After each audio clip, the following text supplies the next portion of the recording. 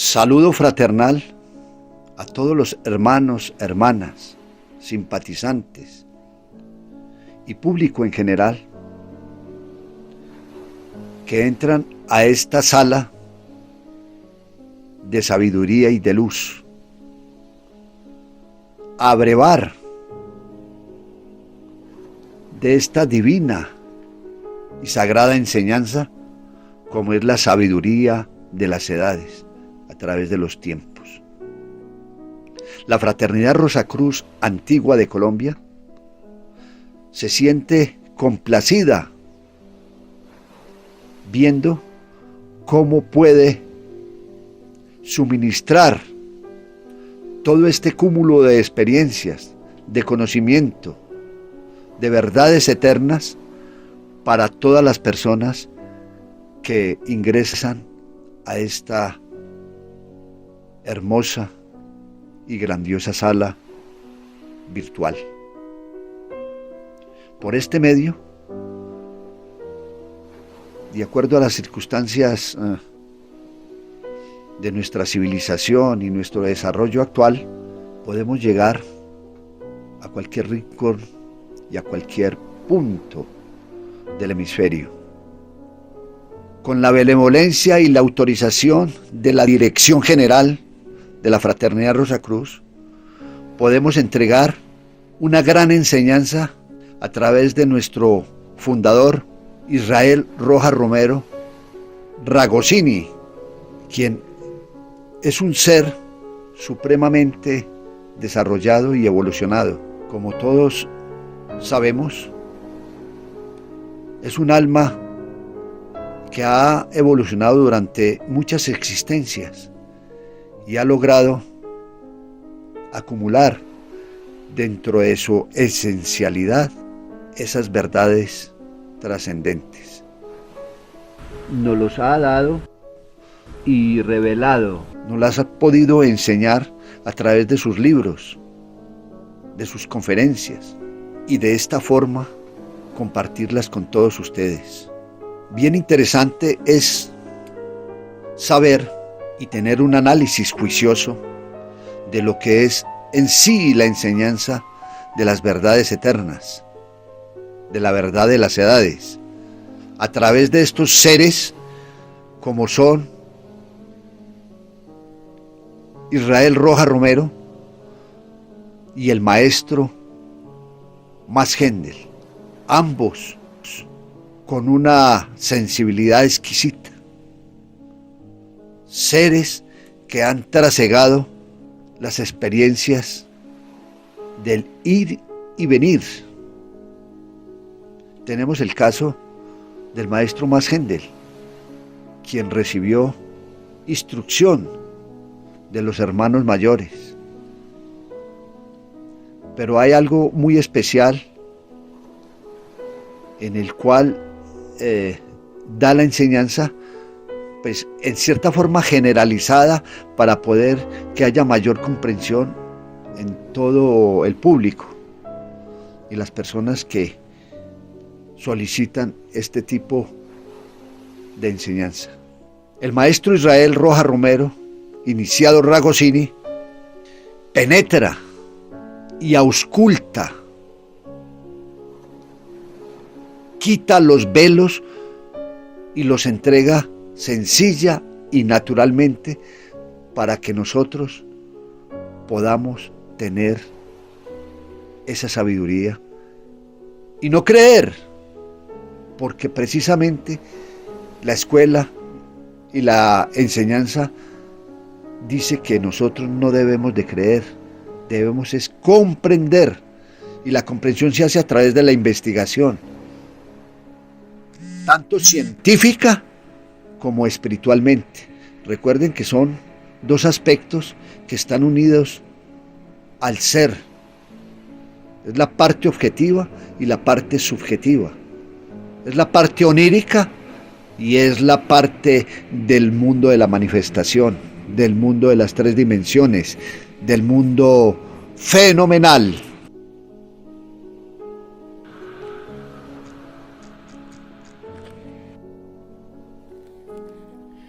Instrucción 15.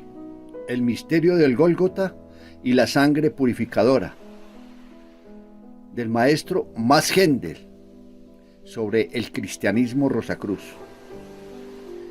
A través de los 2000 años transcurridos desde que tenemos con nosotros la religión cristiana y desde que la doctrina del perdón de los pecados y la sangre purificadora vino a nuestro mundo occidental, ha habido discusiones entre muchas personas, especialmente en las últimas centurias, sobre si realmente hay eficacia en esa sangre purificadora o si eso no es más que un cuento inverosímil. Esperemos demostrar ahora que hay algo muchísimo más grande en esa doctrina que lo que alguien se haya podido imaginar. Si la consideramos a la luz del ocultismo y de la razón, después podremos permitir que nuestros corazones crean ampliamente en esa sangre y gloriosa doctrina de la sangre purificadora y del perdón de los pecados que se efectuó 2000 años en un lugar de la calavera llamado Gólgota en hebreo. Cuando leemos el credo cristiano encontramos esta sentencia: Jesús Cristo, el único Hijo de Dios. Y muchas personas presumen que la sentencia se refiere a un solo individuo llamado Jesús Cristo, que era el único Hijo de Dios. Sin embargo, veremos bien pronto que no es así, que hay tres grandes y gloriosas individualidades a las que se refiere esa sentencia. Todos esos seres merecen nuestra más profunda veneración, pero difieren gradualmente en gloria y tienen una carrera muy distinta entre ellos. Cuando examinamos a Jesús a la luz de los anales ocultos, que según hemos visto en instrucciones anteriores, se llama la memoria de la naturaleza, encontramos que el espíritu que era Jesús, desde su nacimiento, es un ego que pertenece a nuestra raza humana, que se encarnó una y otra vez. Podemos encontrarlo en existencias bajo diversos nombres y circunstancias, de la misma manera en que vosotros y yo hemos vivido y viviremos. Así pues, encontramos que en el tiempo indicado por la historia, más o menos al principio de nuestra era, nació en Palestina un niño, y ese niño era Jesús. Su madre era un ser extraordinariamente puro, del más hermoso carácter, y su padre era un iniciado de elevado grado, que durante su vida presente seguía el sendero del celibato. En otras encarnaciones anteriores había ya pasado más allá de la necesidad de ser padre de familia.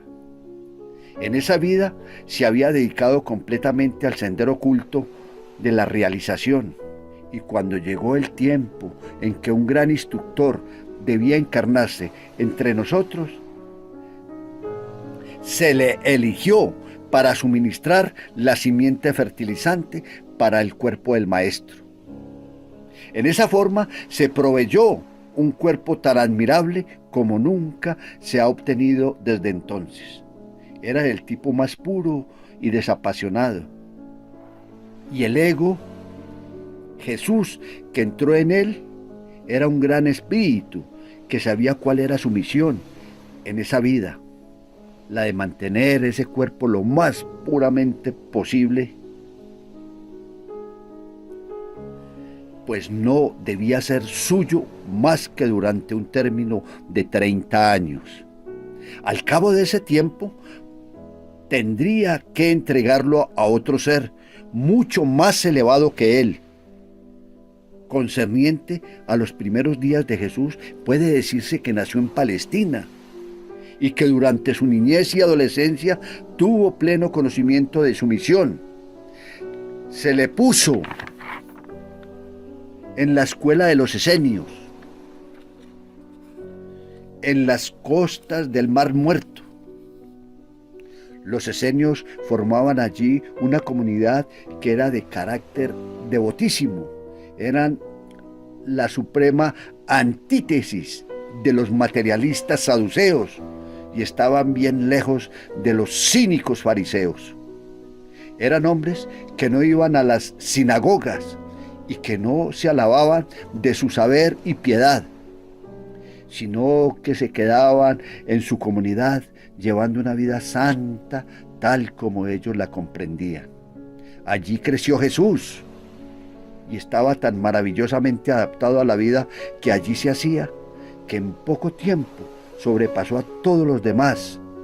Entonces fue a Persia, esa escuela de los esenios, en la que estuvo. Era un gran centro de sabiduría, tenía una gran biblioteca, y Jesús absorbió tan grande cantidad de conocimientos ocultos que recuperó todo cuanto había aprendido en sus vidas anteriores. Al cabo de los 30 años, él había purificado y limpiado tanto su cuerpo que ya podía ser tomado por el gran ser que llamamos Cristo. Pronto veremos quién era ese gran ser.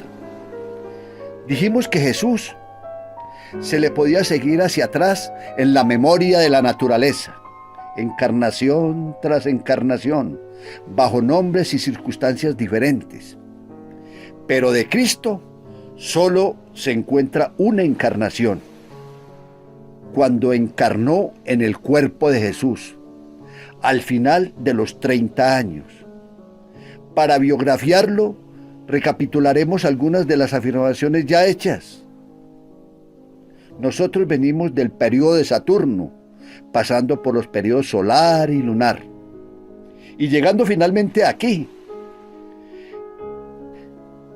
Vimos también en las instrucciones anteriores que la humanidad del periodo de Saturno estuvo representada por los señores de la mente, que los hombres del periodo solar fueron los arcángeles y los del periodo lunar los ángeles.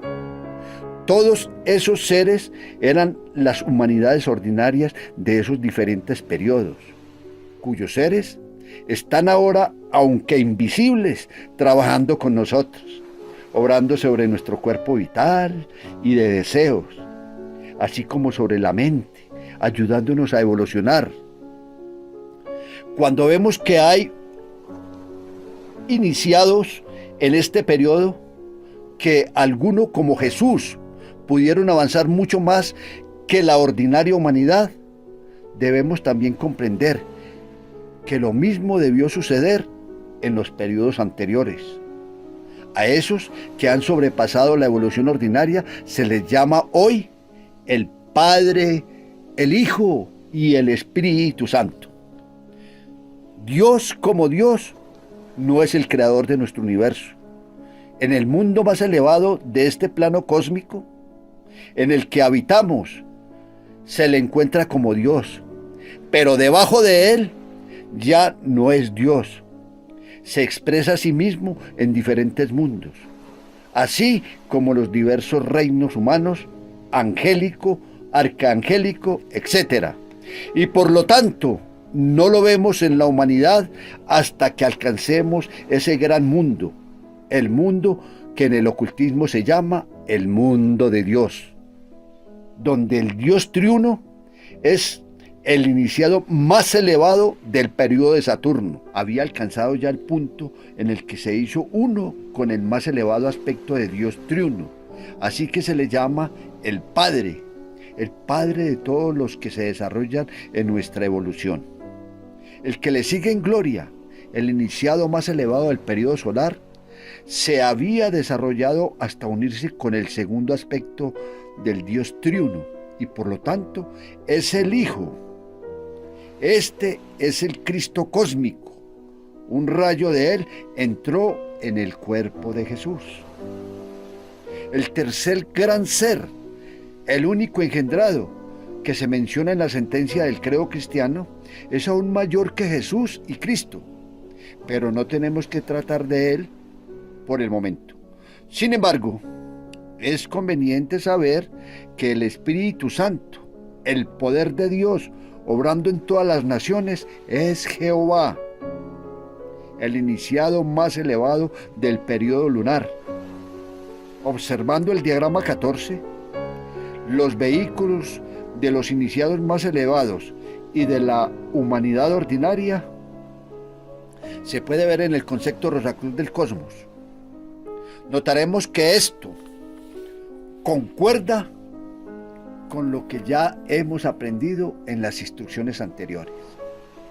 Cada ser tiene 7 vehículos y el inferior de los vehículos de Jehová llega hasta la región del pensamiento abstracto, donde está nuestro ego. Como que estamos bajo la línea que divide el espíritu de la materia. Hay una diferenciación. Hemos visto en la instrucción 3 que todos los planetas de nuestro sistema tienen 3 mundos separados: el mundo físico, el mundo del deseo y el mundo del pensamiento. Esto es, un vehículo separado para cada planeta. Pero en el principio unificante de nuestro sistema solar es el espíritu de vida y por consiguiente Hijo, que es el principio unificante del mundo o del planeta. Debe tener desarrollado el espíritu de vida. Cristo, el iniciado más elevado del periodo solar, actualmente emplea como vehículo inferior el espíritu de vida. En el periodo solar, el globo inferior estaba en el mundo del deseo y por lo tanto los arcángeles tienen como vehículos inferiores el cuerpo de deseos todavía. Pero Cristo había ido más allá, se había elevado más, así que emplea el espíritu de vida como vehículo inferior y ordinariamente no emplea un vehículo más denso que ese. Únicamente por el poder del espíritu de vida se puede sobrepasar la tendencia nacional y convertirse en realidad la fraternidad universal. Los vehículos pertenecientes al mundo del pensamiento, el ego y la mente tienden a la separatividad, pues es su característica, pero el espíritu de vida, el principio unificante del universo, y por tanto, Cristo es el único que está preparado para llevar a cabo esa fraternidad. Esa es una de las razones por qué Cristo tuvo que venir para ayudarnos. Y ahora veremos sobre el Cristo Jesús. Es una ley del universo que ningún ser, por grande que sea, puede construir un vehículo y funcionar en un mundo superior o inferior al mundo en que aprendió a actuar. Así que cuando es necesario trabajar aquí, en nuestro mundo físico, es una imposibilidad absoluta para cualquier ser, excepto para nuestra humanidad. Esta solamente puede construir vehículos humanos densos. Ha sido auxiliada por otros, pero ella es la que ha hecho el trabajo y por lo tanto era necesario que un hombre se diera su cuerpo para que Cristo pudiera, entrando en él, ayudar a la raza como también a la humanidad. Sabemos que al morir o en cualquier momento en que abandonemos este mundo físico, nos desprendemos de nuestro cuerpo denso y del vital, porque ambos pertenecen a dicho mundo. Así lo hizo Jesús cuando llegó a la edad de 30 años, después de haber puesto su cuerpo en condiciones de que pudiera habitarlo ese gran ser, y lo dejó gustosa y voluntariamente. Lo abandonó en el bautismo como lo hubiera dejado morir, para que Cristo pudiera entrar en él, y se vio a este descender en forma de una paloma. Cristo, siendo arcángel, había aprendido a construir como vehículos más bajos hasta el cuerpo de deseos, pero no sabía cómo elaborar ni el vital ni el denso. Los arcángeles habían trabajado anteriormente por la humanidad desde afuera como lo hacen los espíritus grupo. Pero eso no era suficiente. El auxilio tenía que venir de adentro. Esto se hizo posible mediante la combinación de Cristo y Jesús. Y por consiguiente, es verdad que en el sentido más elevado y en el sentido más literal, lo que dice San Pablo: hay un solo mediador entre Dios y el hombre, Cristo Jesús, el justo. Ninguna otra entidad de nuestro sistema posee completos en cadena los 12 vehículos necesarios, que partiendo del cuerpo denso y pasando por los 7 mundos, llegan hasta el segundo aspecto del Dios triuno, el Hijo. Por consiguiente, Él puede venir desde el mismo trono del Padre y también puede llegar hasta la cumbre, llevando la tristeza y sufrimientos de la humanidad hasta allí, purificándonos en tal forma cual ningún otro puede hacerlo, y ayudarnos como nadie puede ayudarnos. Hemos visto pues quién es Jesús, quién es el Cristo y quién es esa personalidad compuesta que llamamos Jesucristo. El único engendrado es un ser mucho más elevado. Óyese hablar de lo absoluto y se cree que el absoluto es Dios quizás. Las ideas de ciertas personas son bien curiosas, por cierto. No podría ser de otra manera. Sin embargo, ya que no se ha dado enseñanzas definidas sobre el asunto, pero Dios, el gran arquitecto del universo, según lo llaman los masones, ha sido descrito como el creador de nuestro sistema solar, que no tiene nada que ver con lo que está fuera de dicho sistema, más allá de los 7 mundos en los que está situado nuestro sistema solar y todos los demás sistemas solares. Hay todavía 6 grandes planos cósmicos de vida y de ser, y ellos se encuentran jerarquías superiores y de diversos grados de gloria por encima del gran ser, a quien llamamos Dios. Y por encima de todo existe lo que podemos llamar el Ser Supremo, el único que incluye todos los sistemas solares y todas las jerarquías de todo el universo, y el verbo que emanó de ese gran ser. El primer sonido o fiat creador es el único engendrado. Otros seres han sido los únicos engendrados en una forma similar, pero no en una forma en que lo fue el primer sonido. Antes de este no existía más que ese ser supremo, y no podemos nunca hablar de nada superior al absoluto, el uno, aunque esto no signifique nada para nosotros actualmente. Es bueno saber que hay una distinción, así que por lo menos nuestras ideas serán claras respecto de quién es Dios, quién es el Hijo y quién es el Espíritu Santo, así como respecto a Jesucristo. El Padre es el iniciado más elevado del período de Saturno. El Hijo es el iniciado más elevado del período solar. Jehová es el Espíritu Santo, el más elevado iniciado del período lunar. Y las humanidades ordinarias de los diferentes periodos son respectivamente los ángeles, los arcángeles y los señores de la mente.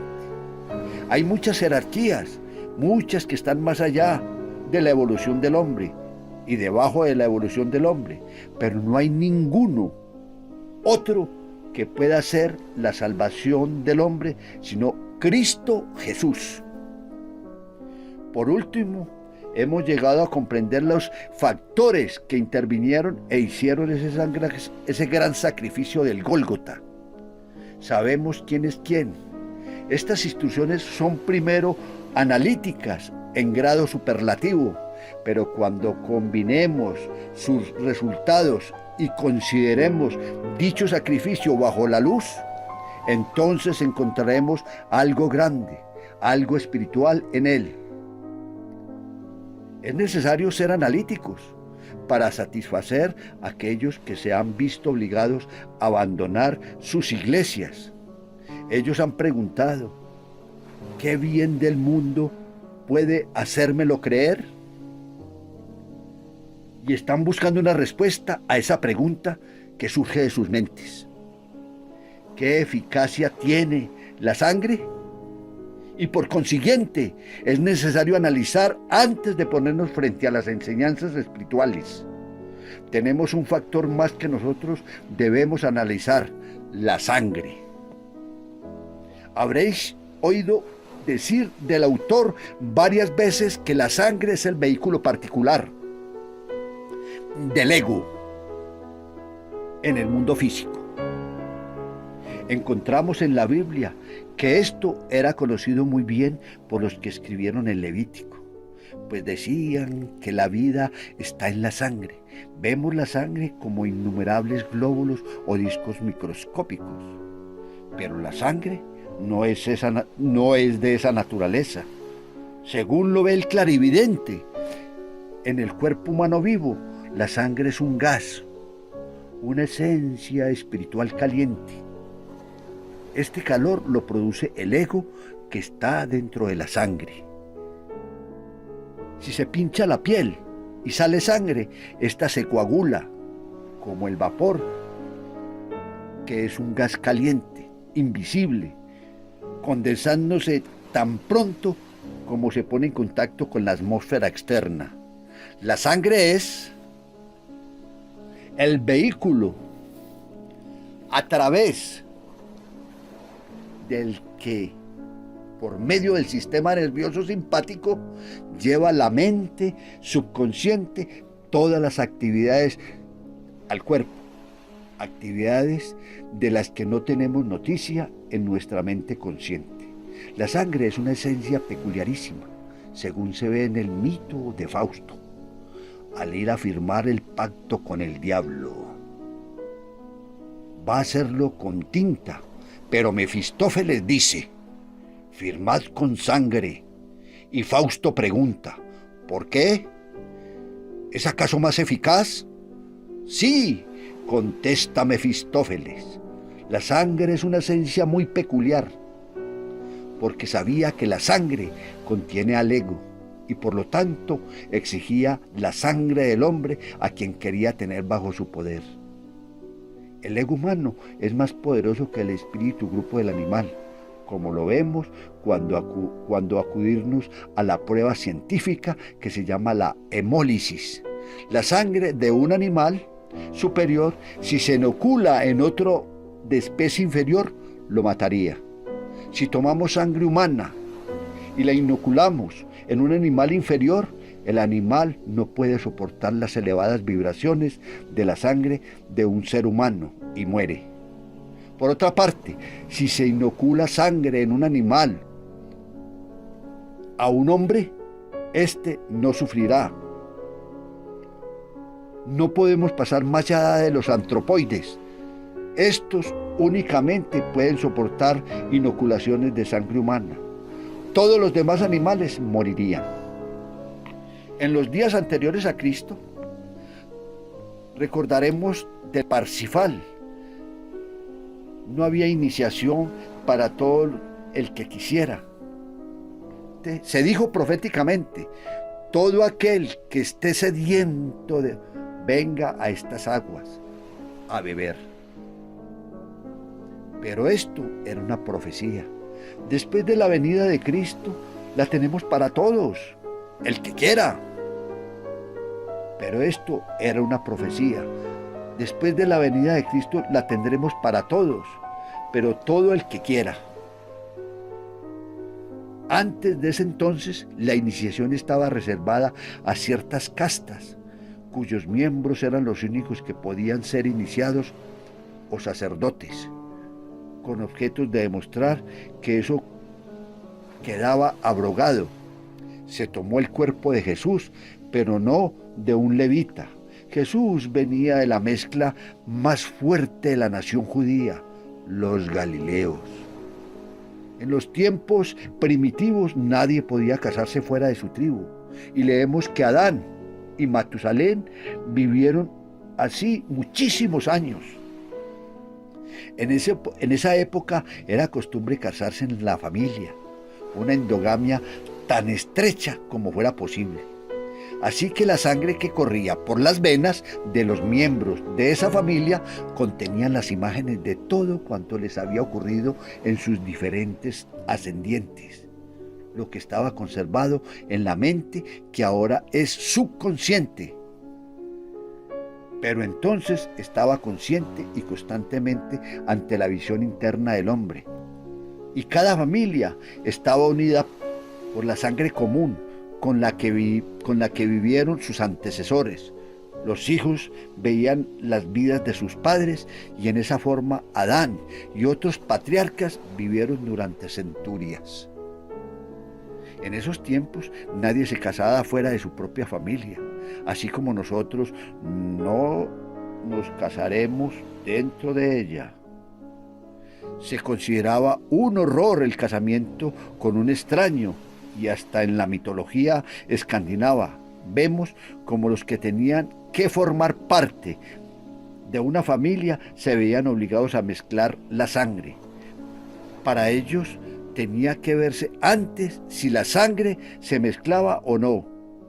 Así que la hemólisis era ya conocida de ellos, en algunas de sus fases por lo menos. Si la sangre no se mezclaba, hubiera producido confusión de castas, como dice el hindú. Debía seguirse la línea estrictamente, pues en caso contrario, esas imágenes de la visión interna no serían las mismas y se tornaría confusa y borrosa. Cuando Cristo vino, derogó tal práctica al decir: antes de Abraham fuera, yo soy. Yo no me cuido de Abraham, sino que me glorifico en el yo soy. El ego que era antes de que él fuera, y dijo: aquel que no deje a su padre y a su madre no puede seguirme. Mientras os mantengáis en familia, en la nación, en la tribu, vivís en las antiguas sangre, en los antiguos métodos, y no podéis amalgamarnos en una fraternidad universal. Eso puede realizarse únicamente cuando os caséis internacionalmente, porque si tenéis muchas naciones, es lo mismo que tener muchas casas de ladrillos. Mientras tengáis esas casas levantadas ante vosotros, no podéis hacer un gran edificio. Pero cuando las destruyáis, podréis hacer con ellas uno muy grande. El matrimonio en familia debe pasar, que Abraham muera y que el yo soy viva. Perezca el patriarcado para que el individualismo pueda surgir. ¿Qué efectos tuvo ese cambio? La mezcla de sangre siempre mata algo. Si no mata al animal, mata alguna otra cosa. Si cruzamos un caballo con una burra, se produce un híbrido, la mula. ¿Es esa mula igual a los que la engendraron? ¿No ha muerto algo? Sí, ha muerto la facultad de la propagación. Y así sucede en todos los demás híbridos. No pueden propagar su especie. De la misma manera, cuando nos casamos internacionalmente, algo muere, y ese algo son las imágenes de nuestra visión interna. Las diferentes imágenes o recuerdos de las diversas familias se mezclaron. Así que la clarividencia, el contacto con el mundo espiritual, junto con la memoria de la naturaleza, se fue borrando desde ese tiempo. Los escoceses en las montarías que se casan en el clan, y los gitanos también, retienen esa segunda vista en cierto grado. Si alguien se hubiera situado durante millares de años en algún planeta distante, y hubiera mirado clarividentemente a nuestra pequeña tierra, habría visto un cambio gradual del mal en peor en su mundo del deseo y en su mundo del pensamiento. Se iban llenando más y más se iban llenando más y más con sucias y malas vibraciones, porque el hombre en los días de su infancia no podía dominar sus impulsos. Estaba principalmente dominado por la mente y el cuerpo de deseos, y por lo tanto, después de la muerte tenía que hacer una estada en el purgatorio, la cual ocupaba la mayor parte del tiempo transcurrido entre dos encarnaciones. Casi no había progreso alguno. El segundo cielo, en el que aprendía el trabajo creador, casi le estaba cerrado. El mundo del deseo terrestre tenía que ser purificado para proporcionar al hombre un nuevo impulso, y esa fue la misión de Cristo.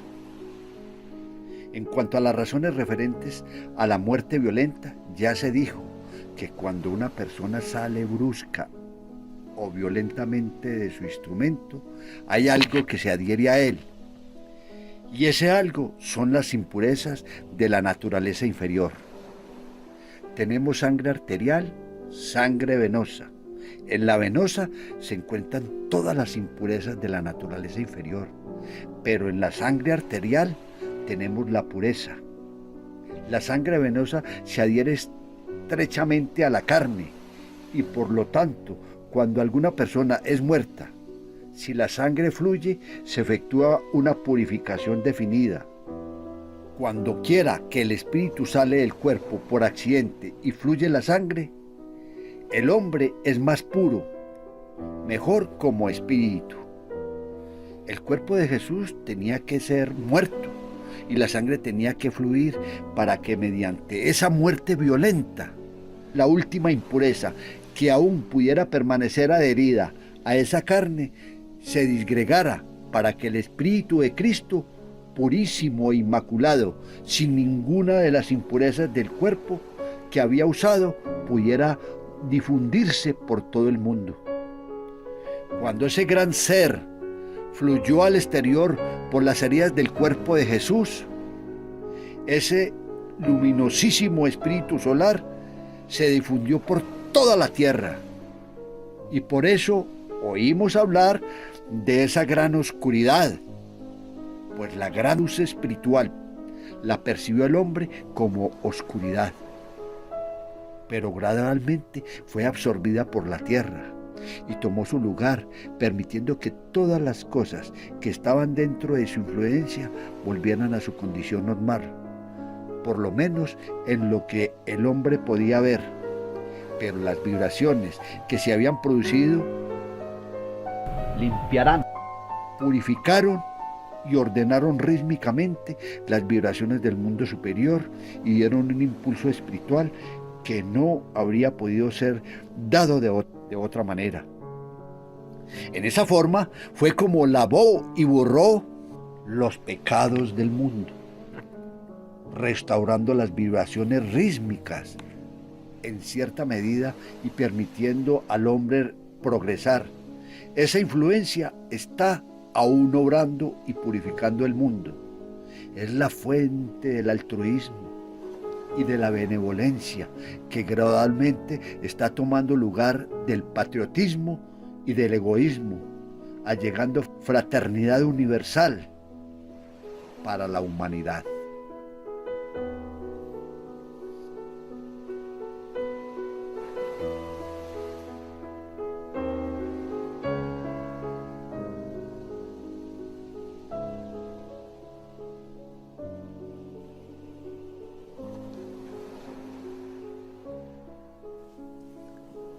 Exégesis de Ragosini a Cristianismo Rosacruz, capítulo 15.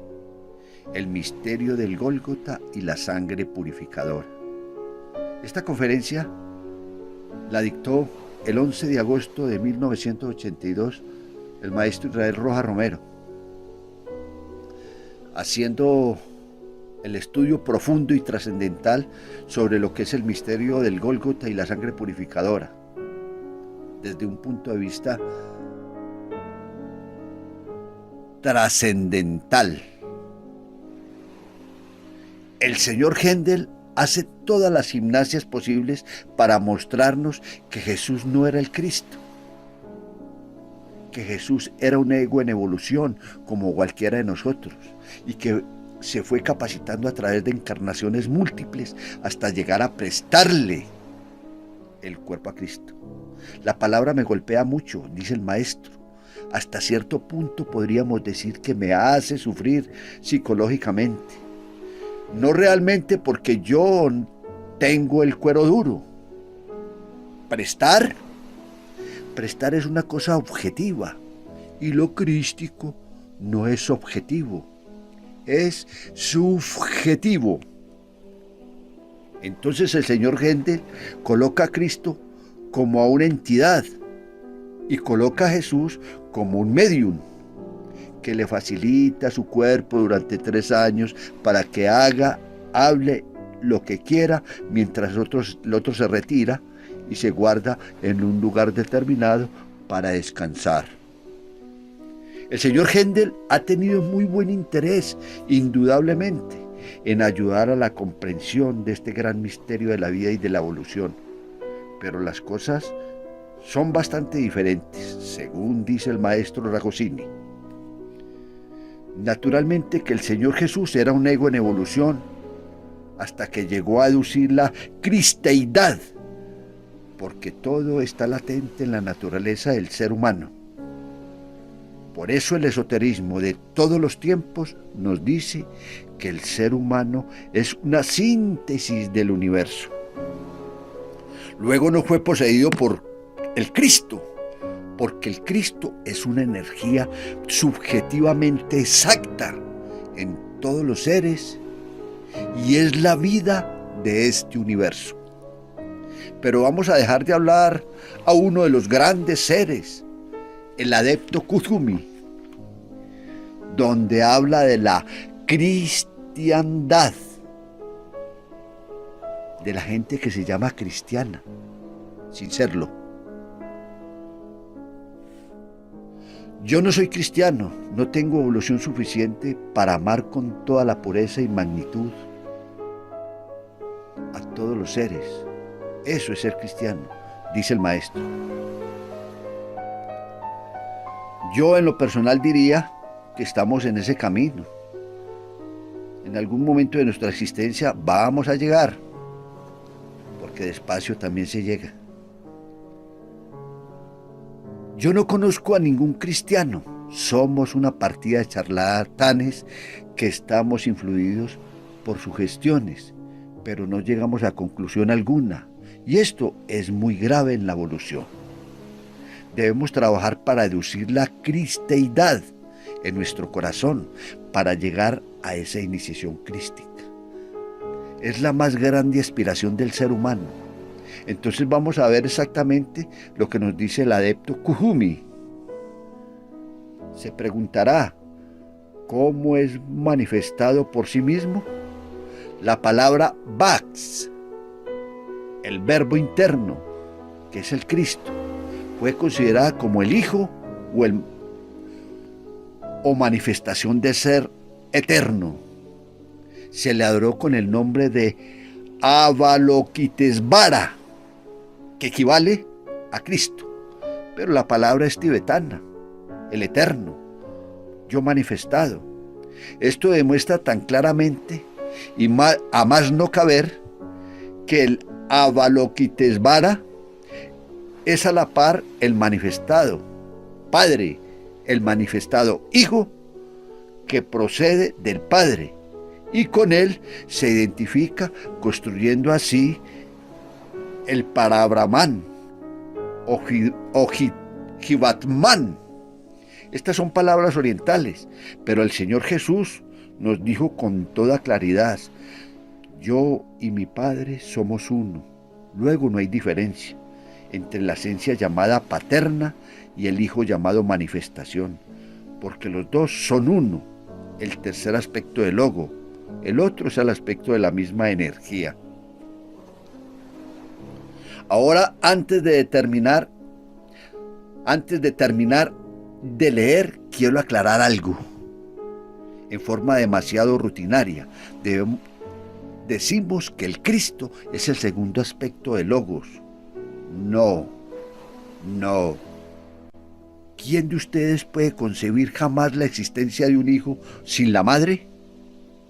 Luego, el primer aspecto del Logo es el Padre, el aliento de la vida universal. El segundo aspecto del Logo es la madre,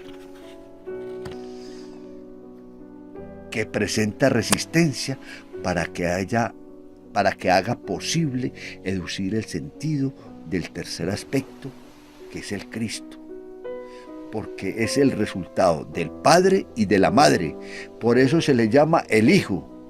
Aquí está demasiado claro. El manifestado Padre, el manifestado Hijo, que procede del Padre, y con él se identifica, construyendo así el Jivatman, es decir, la vida, el séptimo principio universal e individualizado, lo pasivo y lo activo, siendo este último la palabra de Logos, el verbo. Llámesele como se quiera, pero sepan estos ilusos cristianos,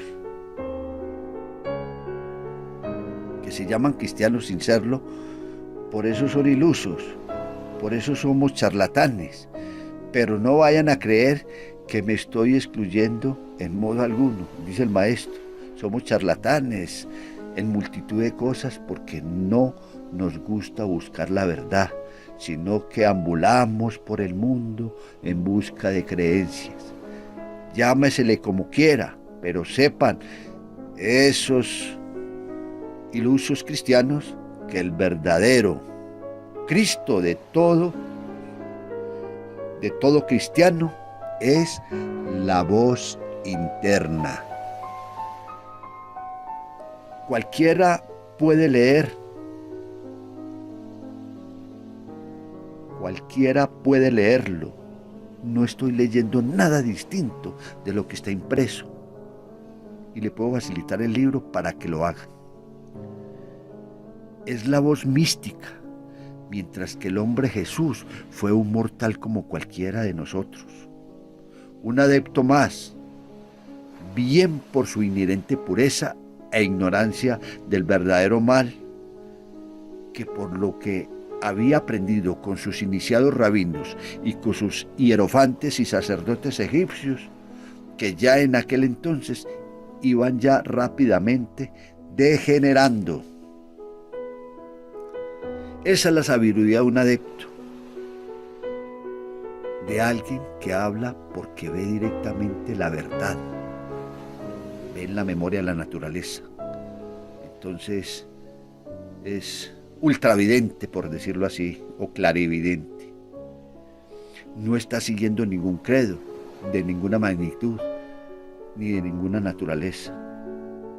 El que quiera leerlo, tengo el libro para facilitarlo con mucho gusto, dice el maestro, porque mi afán es que lleguemos al sentido de la verdad, no de las palabras, no de la charlatanería,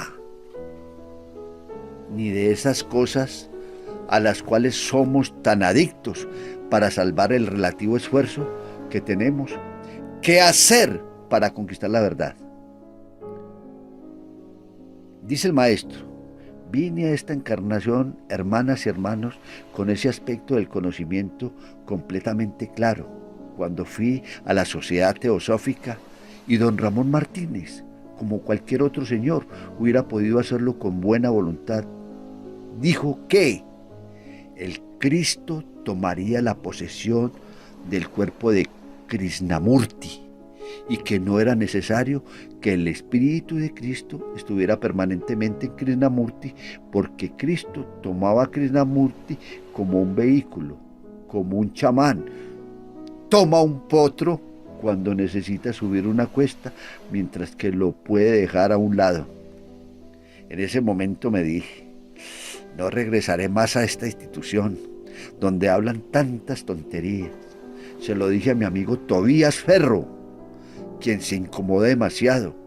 Después le fui mostrando que esa no era la verdad y que podíamos ponerlo en boca del mismo Nazareno. Abro comillas, yo y mi Padre somos uno. Hablando de la esencia crística. Ahora que naturalmente el ego de Jesús trabajó a través de tiempo hasta deducir la potencia crística latente en la naturaleza toda, eso es cosa muy diferente. Por eso se habla de un momento maravilloso de la transfiguración, cuando surgió de la interioridad de su cuerpo, de su propio ser, la energía crística logoica, subyacente en todos los seres y en todas las cosas, porque Él es el camino, la verdad y la vida. De tal suerte que una cosa es un ego peregrinante y otra cosa es el trabajo por el medio del cual educe la potencia crística de la interioridad de su ser. Así que Cristo no tomó al Señor Jesús, ni tomó a Krishnamurti. Krishnamurti es un intelectual, no hay por qué afanarse mucho. Estoy solamente trabajando para que procuremos realmente actualizar suficiente conciencia. Cristo es la energía omnipresente del logo solar, trabajando a través del tiempo y en encarnaciones múltiples por purificarnos de las deficiencias y de las pasiones humanas, y amando a los seres y a las cosas. Llega el momento en que el ser humano educe esa divina energía. Entonces, ese aliento universal le hace compenetrarse con la vida universal y entonces se cristifica. Por eso se llamó ungido. Esta es la mejor de todas las palabras, ungido, penetrado. Ungir es untar con aceite, pero penetrado de esa divina energía. A veces las palabras son insuficientes para expresar grandes verdades. Yo y mi Padre somos uno. Ahí está demostrando con esa frase de hombre iniciado en la esencia crística, de que los tres aspectos del logos son uno y se van educiendo gradualmente, de tal suerte que él tenía la voluntad del Padre y el amor extraordinario de un aspecto crístico de la naturaleza. Por eso el Padre y el Hijo eran uno. Estas son cosas demasiado profundas. Siempre ha sido para mí y en esta encarnación una eterna batalla con los hermanos en los grupos, personalmente en la sociedad teosófica. Y donde quiera que ambulo, estamos entre hermanos y puedo contarles algo. En las pasadas encarnaciones fui un fraile jesuita que trabajó en España por enseñar las verdades cristianas, pero estaba completamente en contra de las creencias en una entidad personal sometida al capricho de la inteligencia, sino haciendo presente la esencia mismo del Cristo. Entonces fui condenado por la comunidad a venir a ayudar al Ecuador, pero no hablar ante la gente culta porque maltrataba la armonía del negocio y de los intereses mundanos de la comunidad. Y vine a desencarnar, a desincorporarme a un pueblo del Ecuador. Cuando eso llevaban el cuerpo en un ataúd.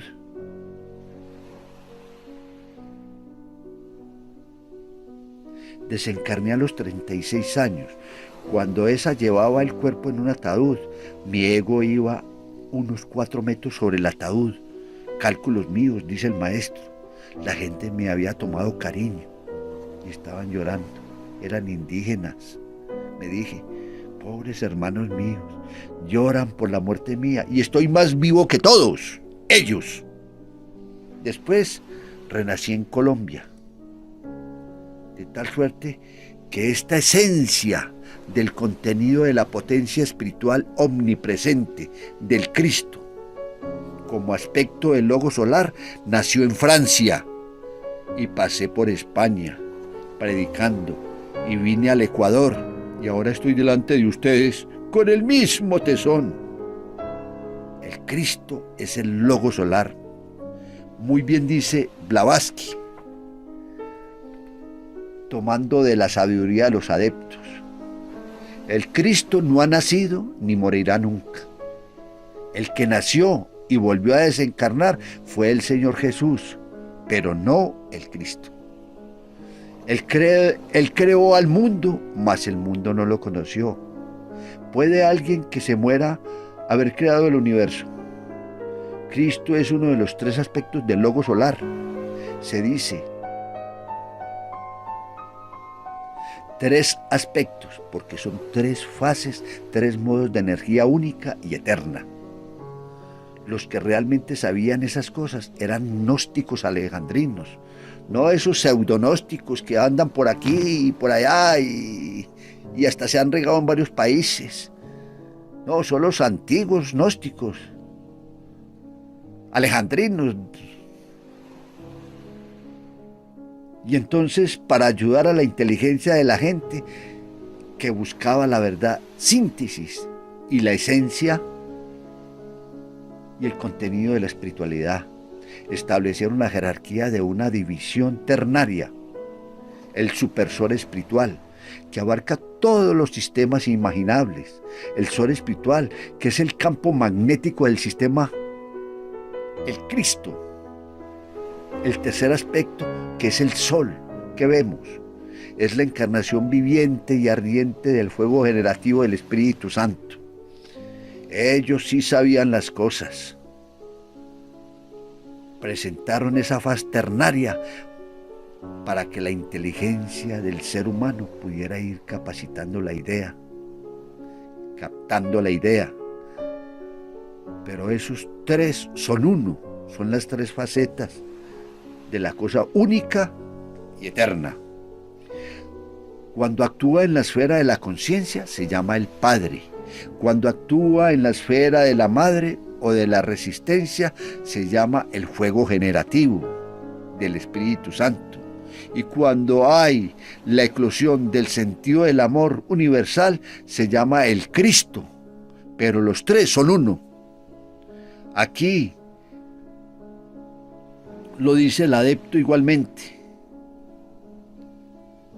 Así que el Señor Jesús, ego en evolución, logró educir potencia crística y se convirtió, por lo tanto, en un adepto de esta jerarquía. Esa es la verdad fundamental de esta esencia del conocimiento. Pero cuando uno de ustedes deben meditarlo, pero cada uno de ustedes deben meditarlo honrada y sinceramente. Ahora miremos el perdón de los pecados. El Señor iluminado, crístico o cristificado, jamás habló del perdón de los pecados. Con la vara que midiereis seréis medidos. Lo que a otro hiciereis, eso os harán a vosotros.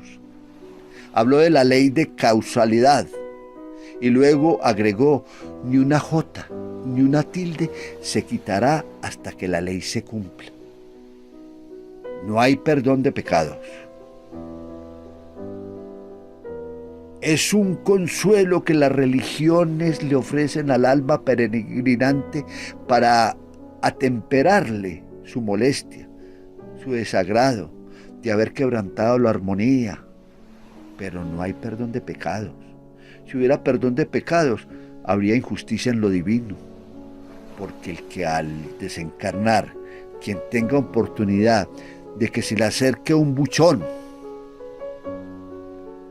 que se le llama cura, este se va para el cielo aun cuando haya sido un demonio. Y el que es bueno, pero no tiene la oportunidad de que se le acerque, ese buchoncito se va para los infiernos. ¿Dónde está la justicia?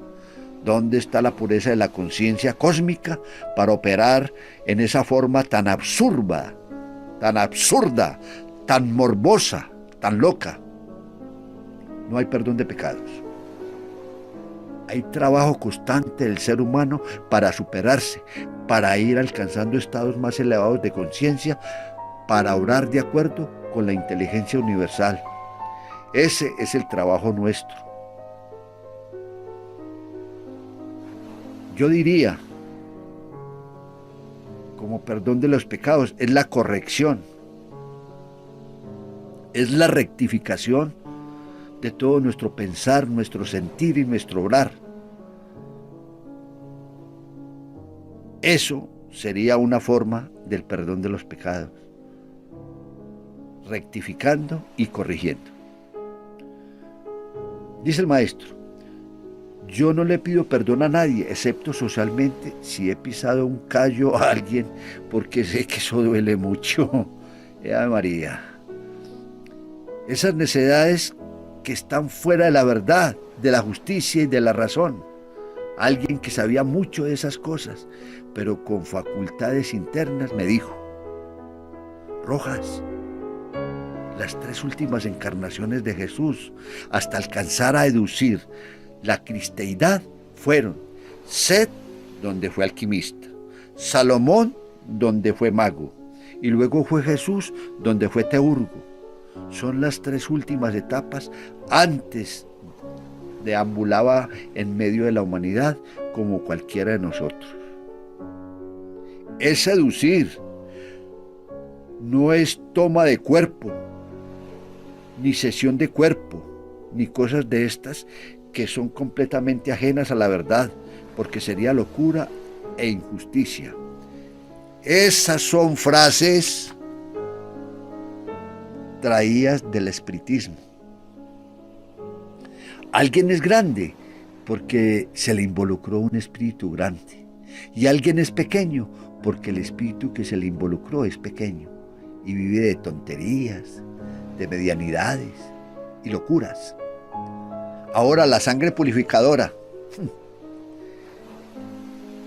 En esto sí hay un misterio, pero que hasta ahora va a ser develado en este país. La sangre del Nazareno purificó la humanidad.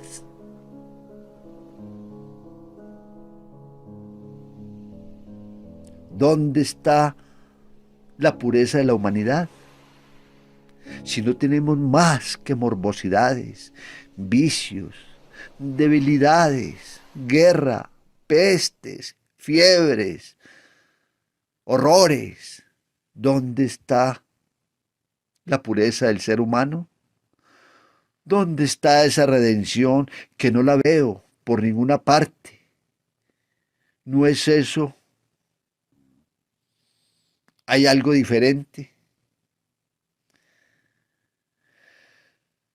Sigue el maestro. Dice: la sangre del logo es el manto divino de la vida. Para que tengamos una idea de eso, podemos usar una palabra demasiado humana. Planea. La sangre, tal como está constituida en la vida animal y humana, pertenece a una jerarquía completamente diferente de la sangre del Cristo, que es la sangre del Logos. Planea, pudiéramos decir, el primer trasunto de esa sangre del Logos, convertida en savia, y se llama fotosíntesis. La energía crístico-solar se convierte en savia en la vida vegetal, y entonces el vegetal asimila los fermentos de la vida animal, el ácido carbónico, y por mutación solar entrega a los animales el oxígeno. Esta es la manera como el magnetismo solar crístico va planeando para hacer posible la vida de los seres. En nosotros penetra a través de las fosas nasales. Ese divino aliento, ese manto divino de la vida solar que cubre todo el sistema. Por eso le calificamos de manto. Y esta sangre está penetrando en los seres para producir las mutaciones necesarias, para que se conviertan aquellos vehículos, mecanismos suficientes para educir la sensibilidad a través del tiempo y del espacio. Esa es la sangre del Cristo, el manto divino de la vida. Cuando penetra en nuestra naturaleza se produce inmediatamente la reacción por las ordinarieces de la vida animal. Y entonces este manto de la vida, oxígeno, sustancia, fósforo, elemento crístico, entonces da vida a todas las células nuestras y se convierte ese oxígeno en anhídrido carbónico que exhalamos para ayudar a la vida animal. Las imágenes nuestras van a la vida animal y le impulsan a superarse a través del tiempo y del espacio para pasar a la vida animal. Y así, ese divino manto crístico es la sangre purificadora que va trabajando en las honduras de los organismos para producir la santa y divina alquimia por medio de la cual un día el amor del Cristo aparece en el corazón de los seres. Ese es el manto de la purificación. Ese es el manto que el señor Händel escuchó o leyó en libros sin conocer la esencia misma del contenido del manto de Cristo. Esa es la vida del Logos. Es el manto dorado porque es de oro. En los adeptos ya no hay sangre roja. La sangre es dorada porque se ha producido la divina mutación y ya no se genera el ácido carbónico en su naturaleza, porque han superado por sublimación los instintos y las pasiones. Su sangre es ya la sangre del Cristo, pero es ciencia pura, ciencia rigorosa, ciencia exacta, de tal suerte que la sangre del Cristo redime a través del tiempo y del espacio en el proceso de la evolución, cambiando la vida cósmica en vida vegetal, la vida vegetal en vida animal, la vida animal en vida humana y la vida humana en vida espiritual.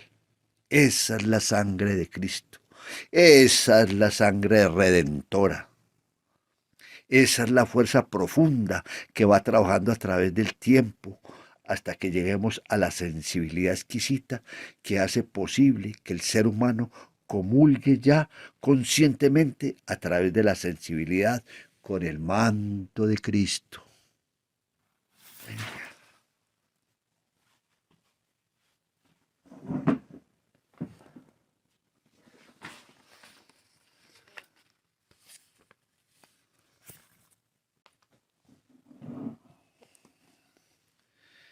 Y eso es lo que se perdió en el léxico de las edades. Eso es lo que convirtió en una sangre purificadora.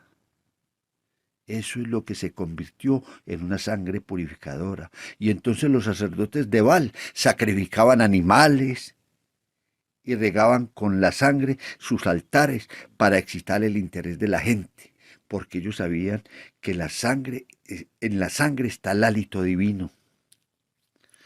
Pero no es la sangre, esta es el manto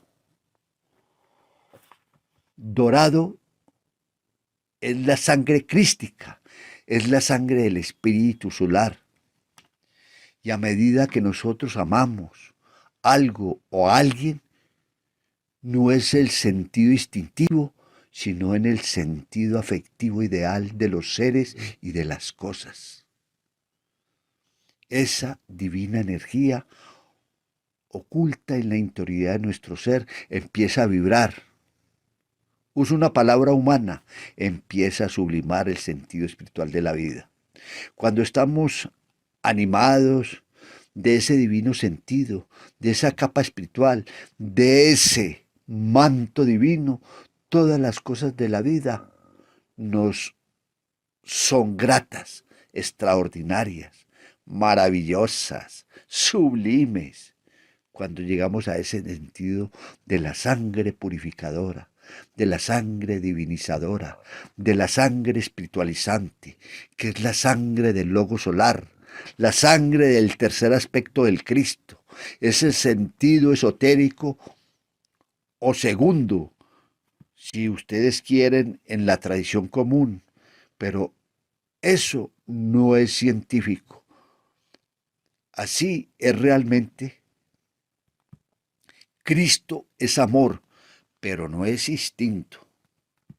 El instinto, eso se da con el fuego generativo del Espíritu Santo. El amor del Cristo es, para usar una palabra un poquito adecuada, es completamente impersonal, es individual.